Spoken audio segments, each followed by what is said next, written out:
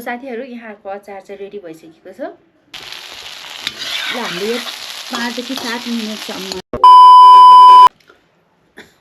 Hi everyone, namaste and love so hello, welcome and welcome back to my Yujan vlogs. So guys, म पनि सन्चै छु र यहाँहरु पनि सन्चै हुनुहुन्छ होला भन्ने आशाको साथमा आज मैले नयाँ भिडियो लिएर आएको छु। सो मेरो भिडियोहरु चाहिँ धेरै लङ ग्यापहरुमा आइरहेको हुन्छ किन भन्दाखेरि चाहिँ अब त्यही हो, बिहान अफिस जाऊ, अफिसबाट फर्क, घर आऊ हैन, अनि एकदम टायर्ड भइसकेको हुन्छ अफिसबाट घर आउँदाखेरि।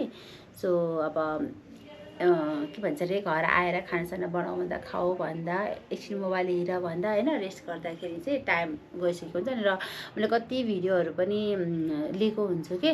सो भ्लग के भन्छ एडिट गर्ने टाइमहरु पनि हुँदैन, दिनभरि बच्चाहरुसँग कराएर खेलेर कसम भनेको 10 बजे त निन्दाले यतिकै हुन्छ।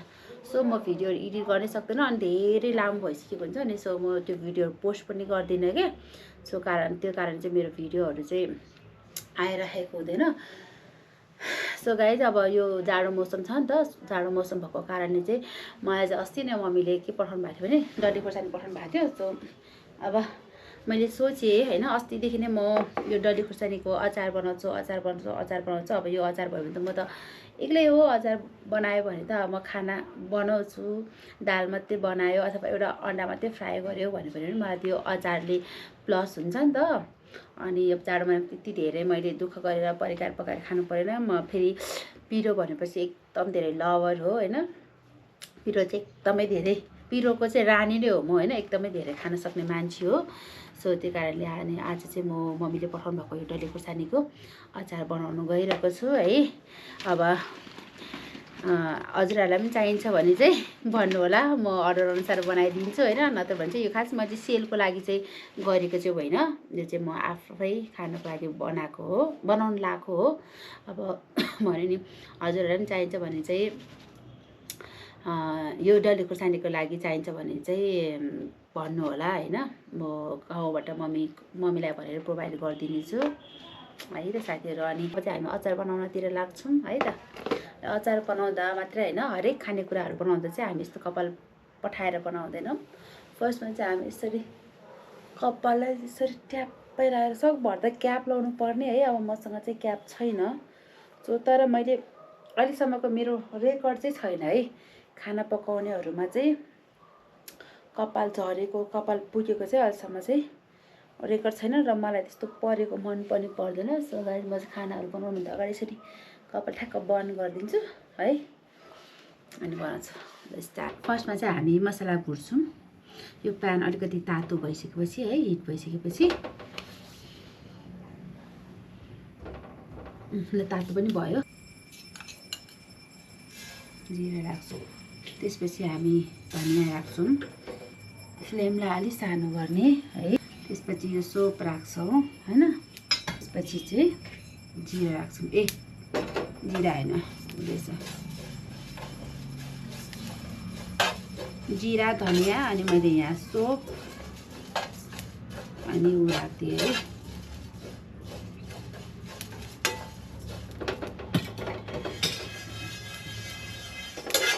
अनि रातो हुन भुट्नुपर्छ है। जिरा, धनिया, सोप अनि ज्वानो छ यहाँ।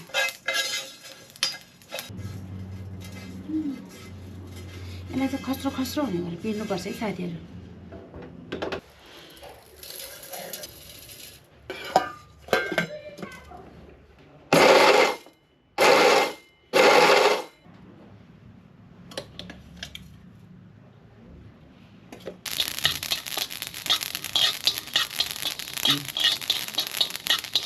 सानो फ्लेममा है, लो फ्लेममा। सो साथीहरु, मैले है सबै यो के भन्छ यो डल्ले खोर्सानीको सबै यो यस्तो निकालिसकेँ है, डाँठहरु सबै निकालिसकेँ। अब हामी यसलाई चाहिँ के गर्छौं भन्दाखेरि यसको भित्र मसला जानको लागि चाहिँ अब यसलाई चाहिँ हामी यो राख्छौं। अब यसलाई चाहिँ हामी के गर्छौं भन्दाखेरि मैले यो अदुवा अनि यहाँ लसुन पनि रेडी गरिसकेँ है, काटेर चप गरेर अदुवा लसुन यहाँ राख्नु पर्यो। अनि यसो अब यहाँबाट हामी के गर्छौँ भने यो भित्रभित्र मसला पुर्नको लागि चाहिँ यो चम्चा यो काँटा चम्चाको सहायताले यस्तो पाल पार्छौँ है। तर यहाँहरूले पनि गर्नुहुन्छ चाहिँ ग्लोभ्स लगाएर गर्नु होला है। मैले चाहिँ आज रङ गरेँ। अब मेरो हात कति पिरो हुने हो है। यस्तो गरेर गर्नुहोस् है। अनि काटे नै हुन्छ अलिअलि, तर मैले चाहिँ काटिनँ यसरी।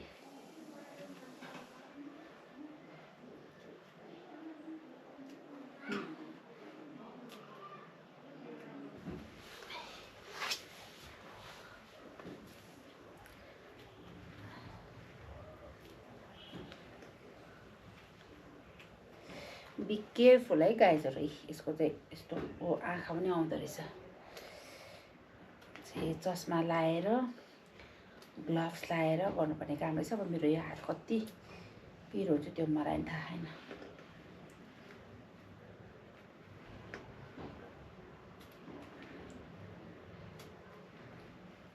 अझै ठुल्ठुलोलाई 2 चोटि जति यस्तो गराएछ, अनि सानोलाई चाहिँ 1 चोटि मात्रै गराएछ है। यस्तो गऱ्यो भने चाहिँ हाम्रो मसलाहरू अलिक भित्रसम्म पुगिन्छ कि है त। काटिनु हुन्थ्यो तर मैले चाहिँ काटिनँ।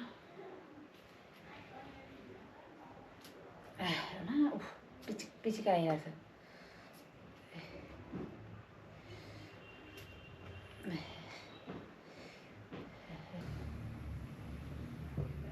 सो साथीहरू यसमा हामी तेल हाल्छौँ अब है। तेल एड गर्छौँ। यति तेल एड गर्छौँ है। यति भयो भने पुगिन्छ हामीलाई। साथीहरू हाम्रो चाहिँ यो तेल हिट भइसक्यो। अब हामी चाहिँ यहाँ अघि रेडी बनाएर राखेको यो लसुन राख्छौँ है।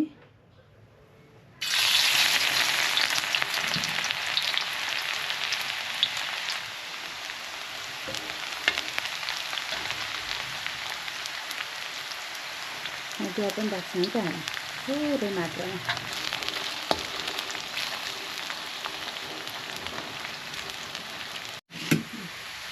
यतिको यो के भन्छ अदुवा लसुन फ्राई भएपछि चाहिँ अब हामी के राख्छौँ त अलिक त्यसको सानो राख्छौँ है।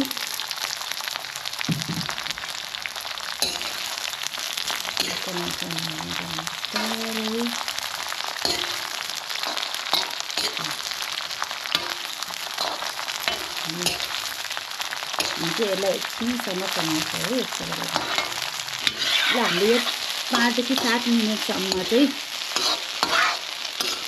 लो फ्लेममा यसलाई ड्राई पनि गरिसक्यो है।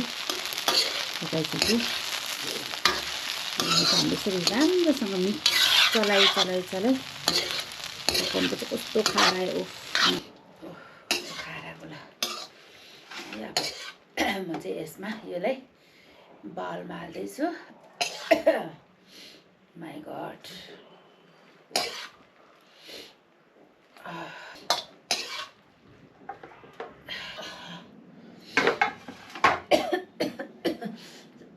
सरी।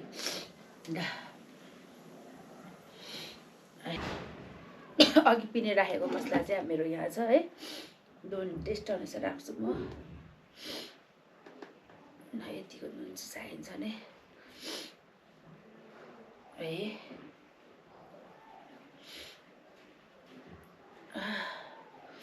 चाहिन्छ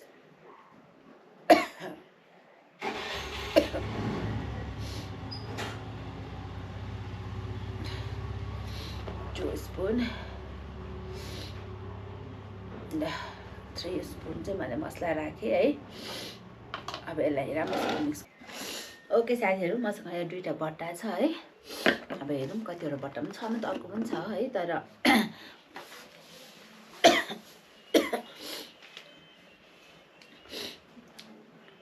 तर साथीहरू यो के भन्छ अरे,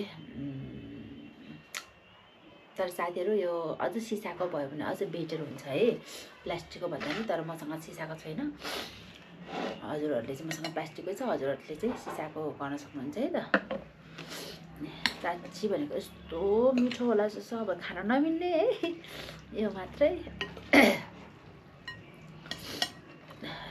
हाल्छ है हाल्छु ल यसले हाल्नु कि सानो हाल्नु यसले हाल्छ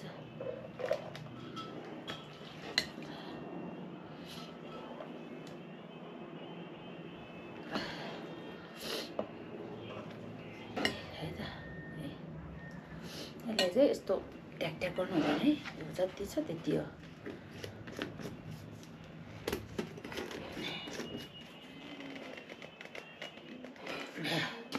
यो अचार चाहिँ रेडी भइसक्यो है हाम्रो अब यसमा हालौँ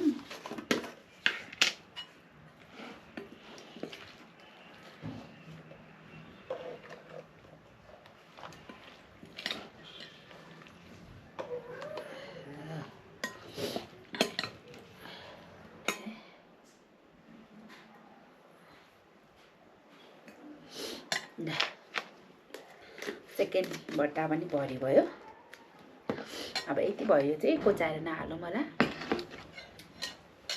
सो डल्ले खुर्सानीको अचार रेडी भइसकेको छ गाइजहरू है अब म यो टेस्ट गर्छु अनि देन यो मिठो भयो भने चाहिँ म यहाँहरू समक्ष पनि ल्याउन सक्छु है त सो आजको भिडियो यति नै हुनेछ thanks for watching everyone to like share comment subscribe to my Yonjan blogs है मलाई चाहिँ अर्को के कुराले चित्त दुख्छ भने मेरो सब्सक्राइबरहरू हुनुहुन्छ नि सब्सक्राइबरहरूले पनि मेरो भिडियोहरू लाइक गर्दैन र मलाई एकदम धेरै चित्त दुख्छ कि सो प्लिज है don't forget to like share comment subscribe to my Yonjan blogs अहिलेलाई बाई बाई गुड नाइट